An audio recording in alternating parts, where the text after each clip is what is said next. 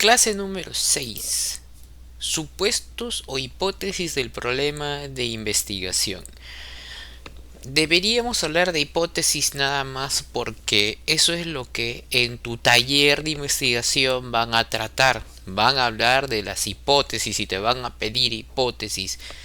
Y quizás ni siquiera has escuchado antes sobre supuestos. En todo caso, si lo has escuchado, ahora te voy a dar la diferencia para que puedas trabajar de forma adecuada. Primero existen las categorías. Eso es lo que métanse en su cabeza y apúntenlo, por favor. Antes de que exista una variable, existe una categoría. Y ahora, ¿cuál es la diferencia entre la variable y la categoría?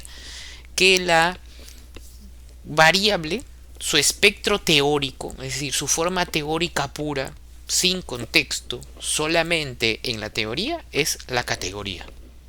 Voy a explicarlo de nuevo.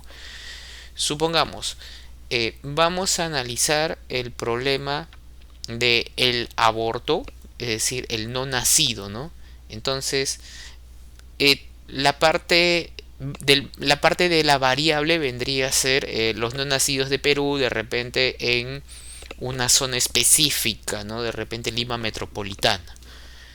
Entonces podemos contar los embarazos que no quieren que se terminen, etcétera, ¿no? ¿Te das cuenta? Es algo concreto. Pero en cambio, ¿cuál es su categoría de esa variable? Su categoría es el no nacido. Y el no nacido no necesita contexto para existir. Entonces tú, para analizar una variable tienes que tener primero la categoría. Ahí viene el problema y un poco la confusión, y espero que me sigas. Espero que me sigas. Si tú vas a hacer un análisis en función a las categorías, no vas a tener una hipótesis, vas a tener un supuesto.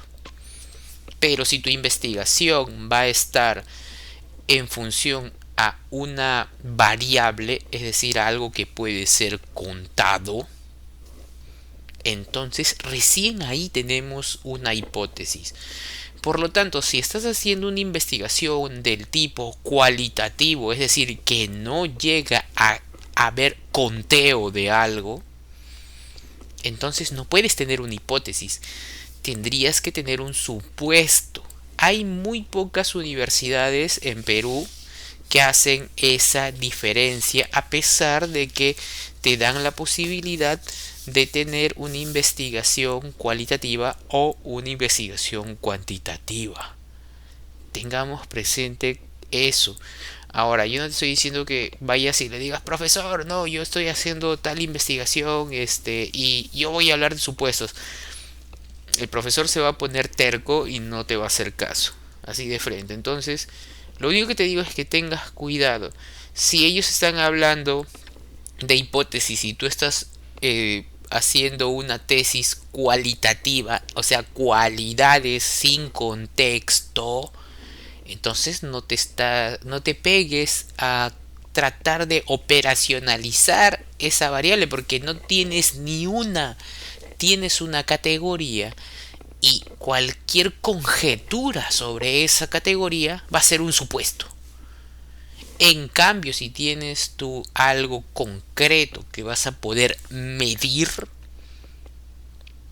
entonces tienes una variable y por lo tanto tu conjetura sobre esa variable se le llama hipótesis.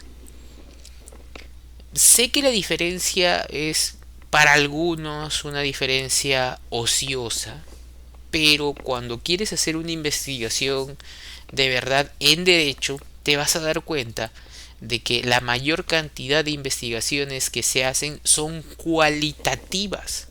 Es decir, hablamos de descripciones en base a categorías. Supongamos, si vamos a hablar del entendimiento, vamos a decir que esta persona entiende algo y la otra persona entiende algo. Estamos analizando las categorías de su entendimiento. Nada más. Ahora, si tú me dices, no, pero yo hice mi encuesta, tu encuesta nada más sirvió para extraer la postura que tenían frente a una categoría.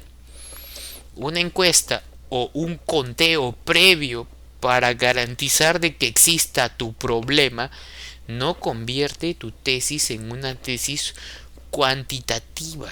En derecho es muy difícil llegar a una tesis cuantitativa. Cuando tú encuentres alguna tesis de derecho que ha llegado a ese nivel, te vas a dar cuenta que en realidad no lo ha llegado. Revísalo bien. Ha hablado de categorías y su conteo estadístico es previo. Su análisis final es categórico. No ha contado, sus estadísticas no son las adecuadas porque no había nada que contar. Lo que tienes que hacer es un análisis categorial, y cuando haces un análisis categorial, tu conjetura de lo que va a pasar se llama supuesto.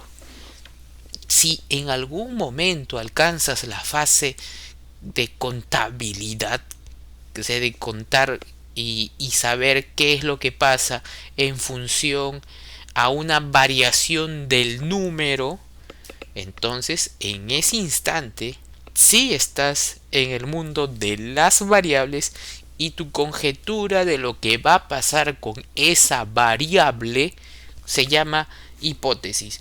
Es por eso que en este punto tienes que ver, cuando me llama mi docente y me dice cuáles son las hipótesis de tu investigación, y tú sabes que estás haciendo una tesis cualitativa, pues le vas a dar tu conjetura que tú sabes que se llama supuestos, pero ten en cuenta que tu profesor no sabe investigación, porque te está pidiendo algo imposible. Tú no puedes dar una hipótesis de una investigación cualitativa.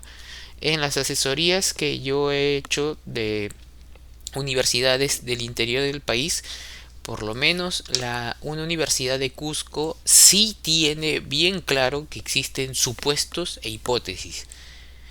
En San Marcos uno ve su desarrollo del proyecto de tesis y ambos hablan de hipótesis. A ese nivel quiero que vean. Hay instituciones universitarias que no conocen la diferencia.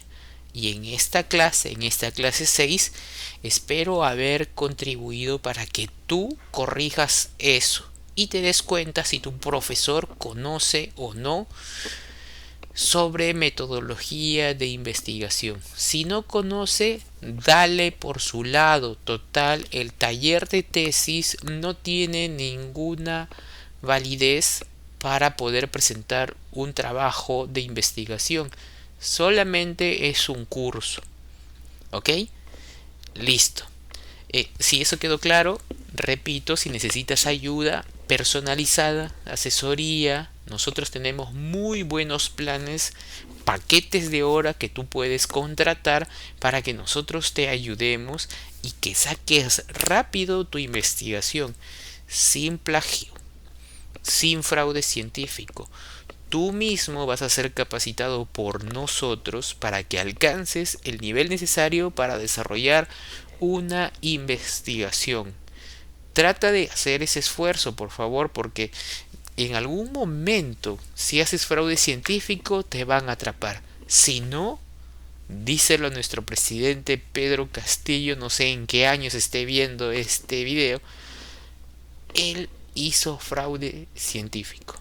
Bueno, nos vemos en la clase número 7 y ya saben, si requieren una asesoría personalizada, tienen nuestro número, saben de que conocemos el tema, saben de que tenemos las herramientas. Nuestra asesoría remota es muy directa y muy efectiva. Nos vemos en la clase 7.